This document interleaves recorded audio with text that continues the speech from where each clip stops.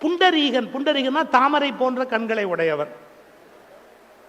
அவன் கங்கையில போய் குளிக்கணும், தன் பாவத்தை எல்லாம் போய் தொலைக்கணும், கங்கையில போய் குளிக்கணுங்கிற எண்ணத்தோட போறான். அவன் கங்கைக்கு போகும்போது இது பாருங்களேன், நாளைக்கு காலையில கங்கைக்கு போயிடலாம். அந்த டிஸ்டன்ஸ், அந்த டிஸ்டன்ஸ்ல ராத்திரி தூங்குறதுக்கு அந்த காலத்துல ஹோட்டல்லாம் கிடையாது. ஒரு முனிவருடைய ஆசிரமத்தில் திண்ணை இருந்தது. அதுல தங்கிக்கலாமான்னு கேட்டான். தாராளமா படுத்துக்கங்கப்பா. அவன் சொன்னா, நான் படுத்துட்டு காலையில் ஏஞ்சி கங்கையில போய் குளிச்சுட்டு நான் கிளம்பிடுவேன், படுத்துக்கோ அப்படின்ட்டாங்க. படுத்துட்டான். புது இடம், உனக்கு தூக்கம் வரல, அப்படியே படுத்திருந்தான். ராத்திரி ஒரு 2:30 மணி 3 மணி இருக்கும்.